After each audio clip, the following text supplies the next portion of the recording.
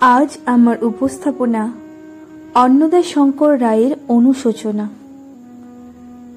জননী, তোমার শিকল করিতে ভঙ্গ, বিকল করেছি অঙ্গ। তোমারে যে ব্যথা দিয়েছি, তাহার শতগুণ বহি বঙ্গ। পরকে সরাতে ভাইকে করেছি পর, ছেড়েছি আপন ঘর। দুর্বল ওকে করেছি, হয়েছি নিজে দুর্বলতর।